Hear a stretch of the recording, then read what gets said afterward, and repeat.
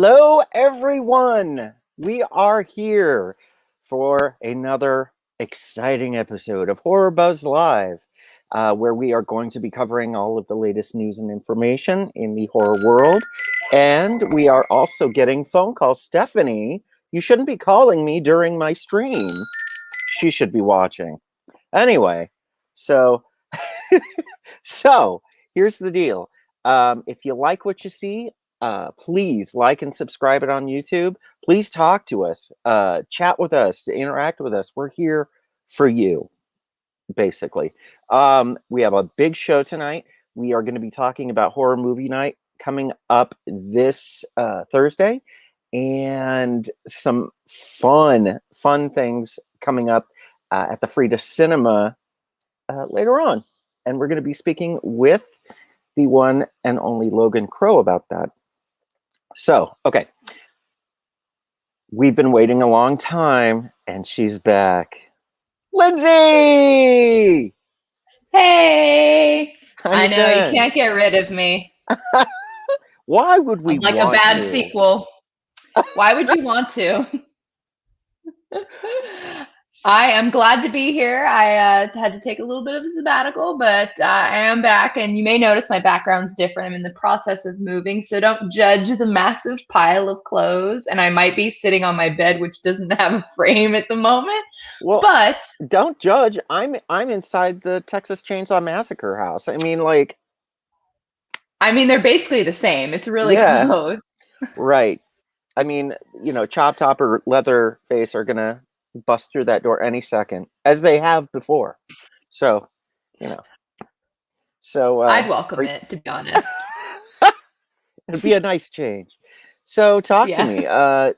What's going on in the events and horror world? Well, my goodness, we have got plenty of going on and so much coming up this summer. And then, of course, coming into the fall, we're going to have a ton of things to do, which is really exciting to see. So let's kick it off with the movies. This Thursday, April 29th, we have a film coming to Netflix called Things Heard and Seen. This one is about a Manhattan couple, and they move to a historic area in the Hudson Valley, and they find out that their marriage actually has something sinister and dark about it. And it has something to do with the home's history. Very mysterious. So if that sounds like something that you'd be interested in, that stars Amanda Seyfried, and it's on Netflix. And on Friday, we have a film coming to theaters, and it's called Separation. And it follows a little girl named Jenny, and she's caught between her parents that are feuding, and they're in the process of getting a divorce. So to keep her happy and distracted, she has a bunch of puppet friends known only as the Grizzly Kin.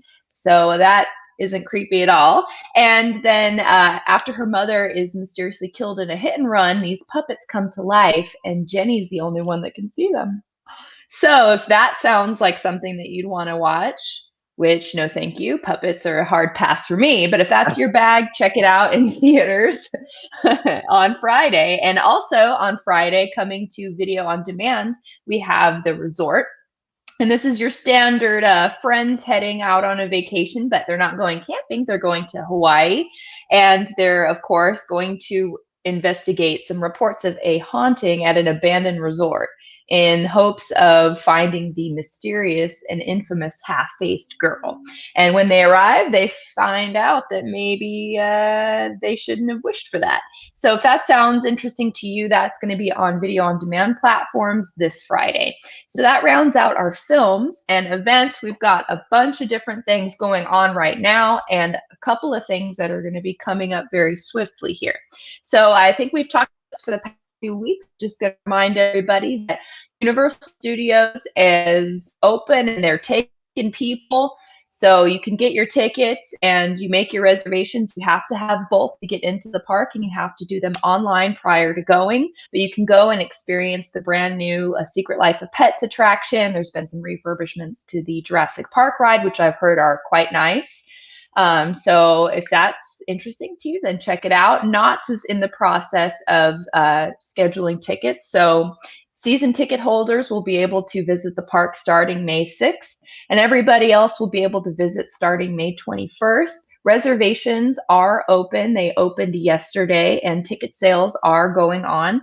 So you can jump on that, and they've got different time slots. So be aware of that. You can go to register for time slots as early as 10, and it goes until about 2 or 2:30, depending on the day. And of course, Disneyland will be opening at the end of the month on April 30th, and they still have some reservations for opening day if that interests you. So make sure, just like all the other theme parks, that you have a ticket and a reservation for that corresponding day. And for all of my spooky shopping aficionados, the spooky swap meet is this Saturday and Sunday. It's on Saturday from 10 to 7 and on Sunday from 11 to 5 at the Heritage Square Museum.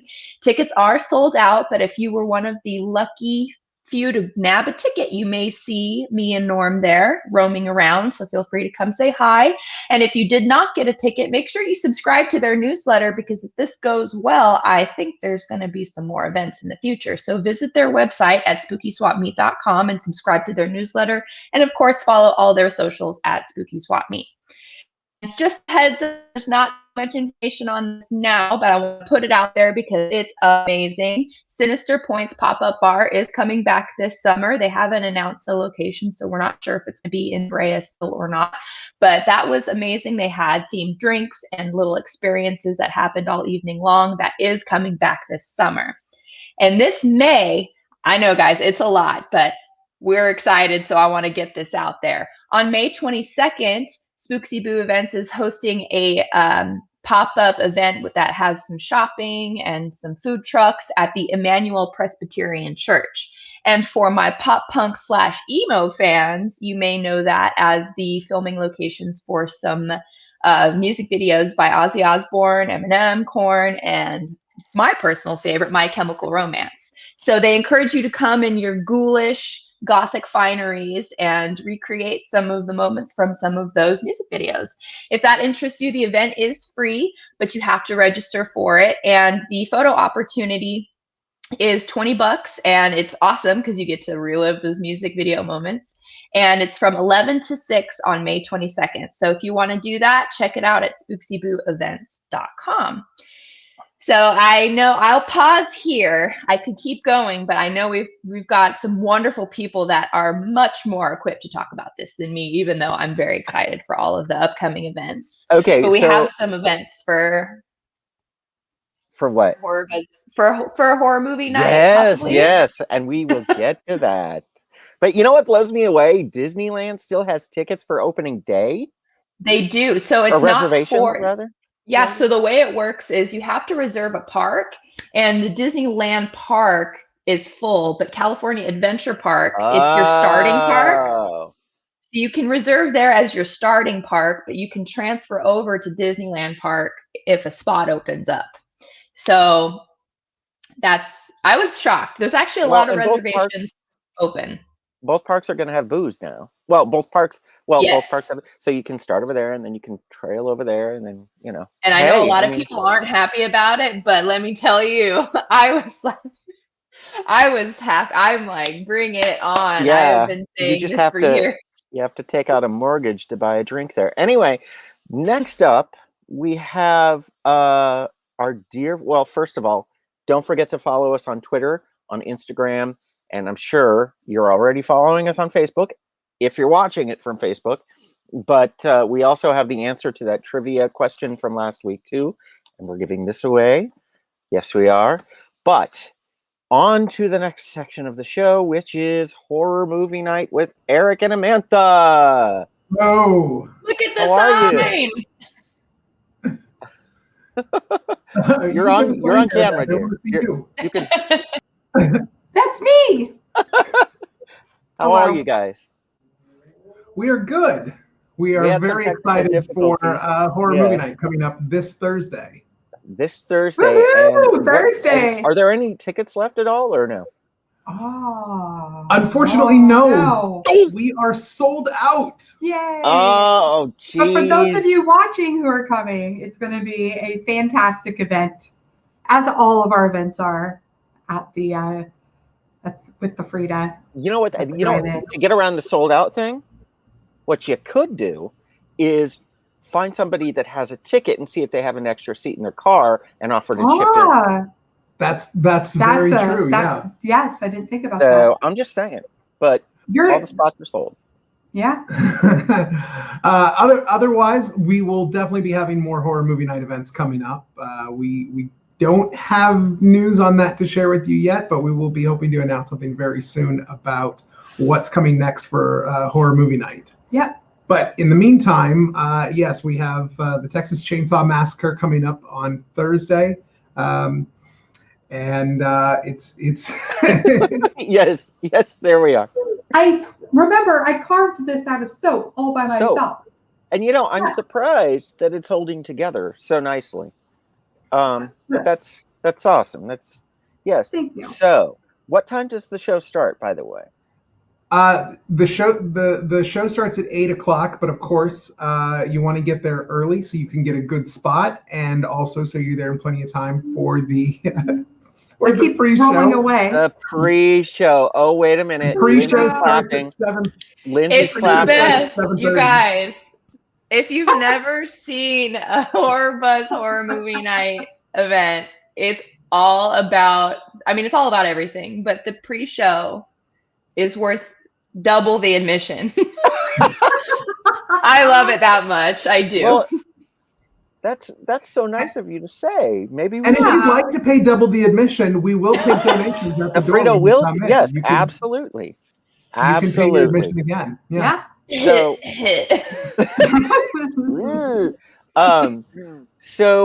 yes. So we actually, what's the short film that we're going to be showing ahead of that too? Well, the short film we're excited to show this month is another audience award winner from our last Midsummer Screaming Room in 2019. It's The Vicious. Very nice. It's a very appropriate film to be matched up with Chainsaw. No spoilers, but yes. No. It's just on its own. It's an excellent horror short. Yeah, it's a damn good short. We really like to watch. Yes. So, yeah. Well, do you maybe have I don't know, maybe a little clip of the pre-show for us? Yes, I believe we do. Yeah. Oh! Let's see what's going on. Really? We could do it now? Yeah, let's go ahead and take a look at that.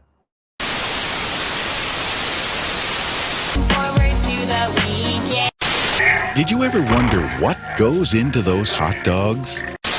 Genuine Smithville barbecue surpasses all the rest. Stay in one of the 308 luxurious rooms. With a sleek black dress to show off his new curvy figure. Similar to real aircraft. Motel Hell rated R. Stood right by the staircase. Oh no. Ladies and gentlemen, live. Let's try this again.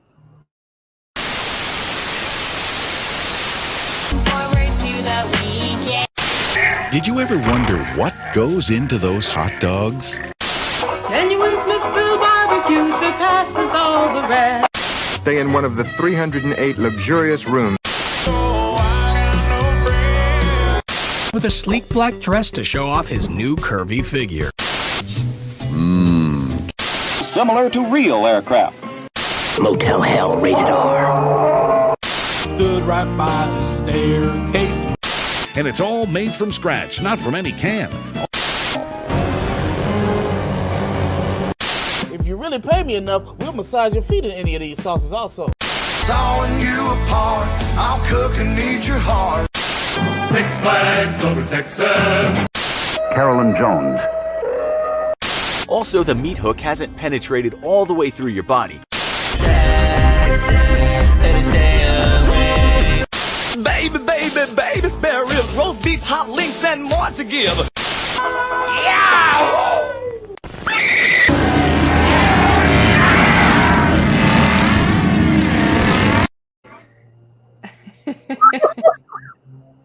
Loving it. I swear. Boy. They They just keep getting better, and smoke flavored. So yes, that was fabulous. Where? Okay, again, and we ask this all the time, but where in the hell do you get all these clips? And what? They're just around. Well, around around, where? yeah. They're around. We just find them in places. Oh, look, I found one right here. Samantha found one on the ground. Yeah. Oh my God, we're going to show that tonight. We collect them like pennies. Yeah. And just drop them in as needed. As you can see, this month's pre-show is pretty heavily themed towards the movie. Yeah. Texas Chainsaw Massacre. That's right. Get you into the mood. Yes. Yes. Lots of chainsaws, lots of barbecue, lots of Texas. You know, That's at least about it. Yeah. At least we won't be seeing another Dr. Pepper commercial. Yeah. Oh my God. Okay, awesome. And what are the criteria for clips to be in the horror movie night pre-show? What's the criteria? There any? Yeah. There's no criteria. No. Pretty much. No, just something that strikes me as being something that belongs in there. Yeah. I suppose. Very good. Very good. Well, so that is this Thursday, and get in touch with somebody who has a ticket. It's at the Tustin Mess Hall. Yes. Tustin Mess Hall Market. That's it. And we'll all be there, and we'll be having a great time, and we're giving a prize, pumpkin prize pack. Absolutely. Oh yeah. Do we have any idea what's in the prize pack this week or month? Oh, well, we do. There could be some barbecue meats in there. There could be. Ooh, but what if somebody gets it for possibly enjoy some tasty meats at the drive-in? I suppose some Where else yummy, would you want to? tasty morsels. Okay, excellent. Well, Exactly. that's amazing. So I can't wait to see and that's the other thing too. I never get to see the pre-show before it goes up. So I'm going to be just as excited as everybody else is. So thank you, Eric and Amantha, for coming on. Thank you for talking to us about horror movie night. And we'll see you there on Thursday. All right. Yes. All right, you guys. See you then. Be safe. Take care. Bye. Okay, so Lindsay, guess who we have next? Is it Mr. Logan? It might be the executive director of programming at the Frida Cinema. Here he is. Hey, how's it going? Logan, how's it going, dude?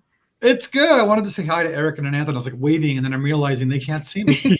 Oh, they can see you. They're backstage. Did they? Okay, good. It's always so great to see. I miss all you people. Yeah. But no, we're good. I'm good. Thank you. How are you? Oh, I'm well. You know, it's just so it's really heartening to see things opening up again, and for sure being able to make plans to go out, to finally be able to get back to the Frida.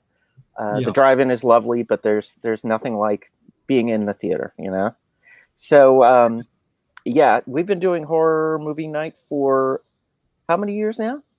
I want to say 4, but 4, I think. Yeah. 4, yeah, and you guys have been nothing but amazing hosts and wonderful collaborators, and we're very grateful. But question: how did the Frida Cinema survive during the pandemic? That was a scary time, and I remember you having a quick lunch with me just before.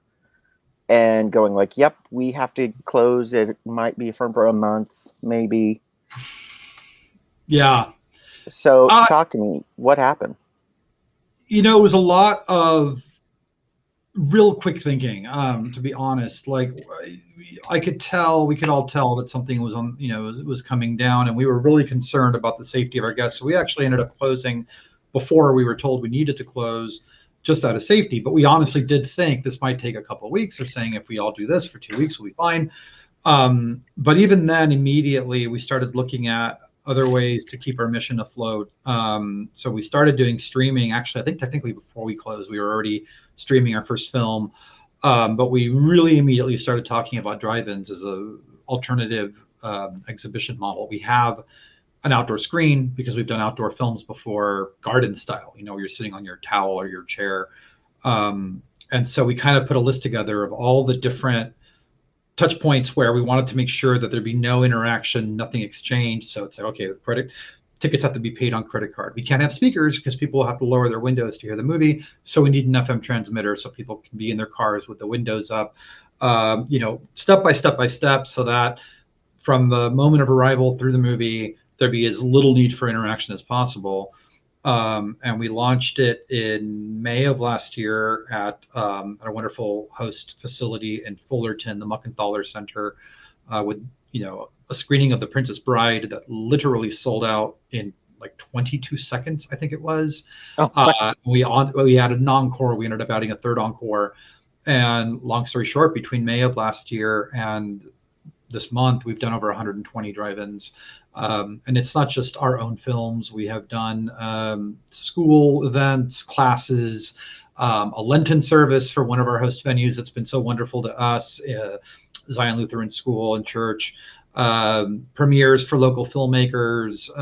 We've helped a couple of organizations get their annual gala, Rotary OC, pivot it to a drive-in type of model. So it's been really rewarding, both as a nonprofit mission, and also as a way of keeping our own mission afloat, of enriching, connecting, and educating people through cinema. But it's also saved us, the revenue from the ticket sales and from the rentals, and also donations that have come in and support. We did get PPP funding for payroll, which fortunately covered payroll long enough for us to launch the drive-ins, which then started to bring in returns.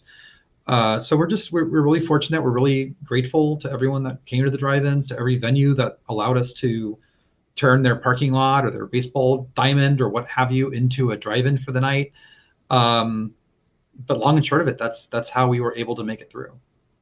Yeah, I mean, like how did the idea of doing the drive-in come about? Was it from necessity of like, let's just do this contactless exhibition? I mean, it's funny looking back because we're reopening. So I've had these dialogues lately, and it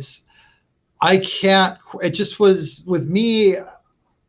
I almost didn't have a choice. I'm like, okay, well, how do we keep this going? The idea of stopping was just so painful and just didn't seem possible. I don't know how else to put it, but I've always been a where there's a will, there's a way kind of person. And Trevor, obviously, who's on our team, he and I had been talking a lot. He's our programmer. Already we've been talking about over the last few years here and there, like, we should do like a roaming drive-in series. Like, we have this outdoor equipment. But the Frida is a very demanding institution, and so we've just been and we have a smaller staff. So we've been so focused on the Frida that stopping to launch a drive-in and plan all that out just wasn't happening. And and I find that I've had a lot of dialogues with a lot of arts organizations and artists and people who speak about the COVID closure, both with a sense of how difficult and painful it was, but also how it allowed and for time to get creative again and think of outside the box solutions to problems, or even pick up a personal habit. There was some sort of magic that happened, I think, for a lot of people who wanted to keep something going or launch something and had to think outside the box. And for us, it was like, it's ironic to look back and think, if not for this closure, we may not have started a successful roaming drive-in series. But it at the same time as all of that, it was really painful to have the theater be closed and to, I work out of my office here, and to just keep walking past an empty, dark, depressing theater every single day and missing it come to life and missing the noise of it. And so the drive-ins were wonderful, and they definitely filled a need, but we missed the theater. And as far as how it came about, it was just, let's do it. Let's figure out what we need.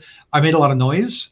I at the Muckenthaler event, and for the first few dozen events, I would say every night if you know of a parking lot, if you know of a field, if you have access to a venue that has empty parking, we would love to come in and turn it into a drive-in for the night. That led to the Mess Hall in Tustin. Oh, nice. I was going to ask that. Zion Lutheran contacting us. And so, we still every once in a while like, oh, let's find a new city. The idea was to move around the county and bring drive-ins, and rather than find one parking lot and say this is our spot for the summer or whatever. Sure. I thought it'd be interesting. Let's see if we can move around the county. So I think we ended up doing. Well, and that'd be a great way to make people aware of the Frida. Yeah, no, definitely. Yeah. It was twofold. It's a great way to keep our brand active and get in front of new people, but it's also part of our mission. I mean, we are the only nonprofit art house cinema in the county. We're very much downtown Santa Ana based, but I take that larger thing very seriously. We are the county's nonprofit art house cinema. So it really did allow us sort of a creative way to take our mission out into different communities. So I think we did 6 different cities in Orange County. We went to Joshua Tree, which was incredible. Oh yeah, I remember. That was an amazing event. And then also I think Santa Monica, and then we have Culver City this Saturday. So. Well, that's congratulations on this success, and thank you for keeping movie theaters, independent movies, alive and well and vibrant. And you're actually going to be able to open up soon, huh? Yeah. So we are. It's an interesting answer because people say, was the drive-in series successful? As a series, as a program, it was successful, which is wonderful.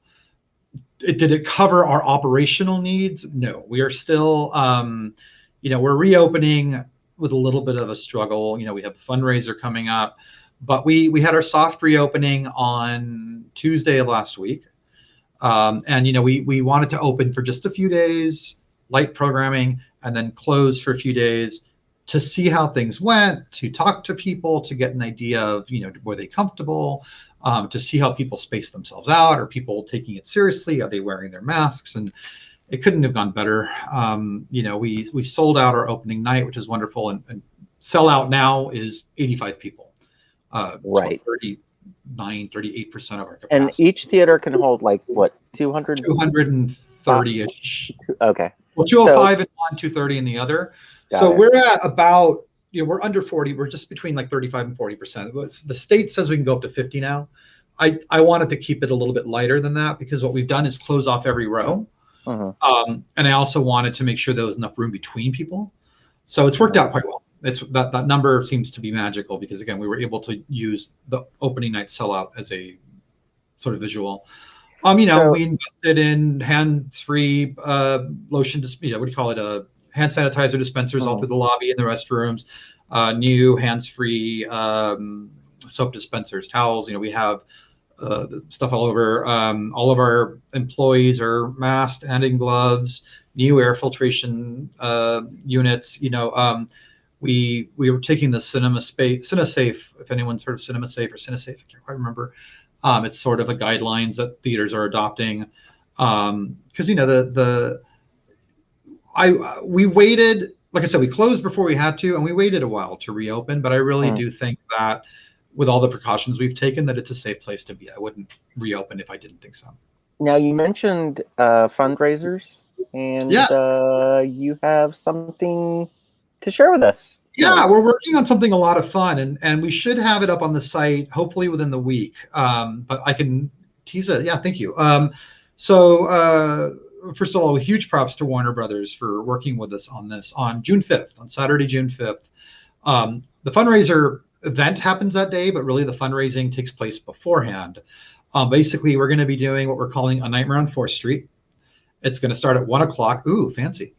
And what it is we're inviting marathoners, contestants, to register for this event. You'll be given a fundraising page. And then on the 5th, you will join us at the theater at 1 o'clock. We're limiting it to 50 people because it's a long stretch of time, about a fourth at the theater. I want to keep it a little bit more intimate, but obviously spread out.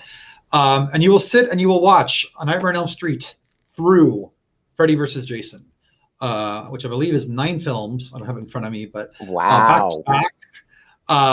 And it's very much an endurance test. The idea is to stay awake through the event, but On your fundraising pages, which you'll be using to fundraise for the Frida, we will be giving certain tiers that you can challenge people to raise for you. And they're themed after the movie. So for example, there's a Hypnosil pass, and people can buy you a Hypnosil pass. And what that gets you is a caffeinated drink, a soda, a coffee.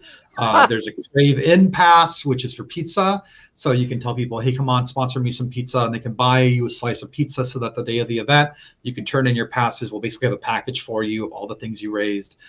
Free food. There'll be a hall pass. There'll be nap passes, which are very valuable because if you make it through the whole event without falling asleep, you get a prize.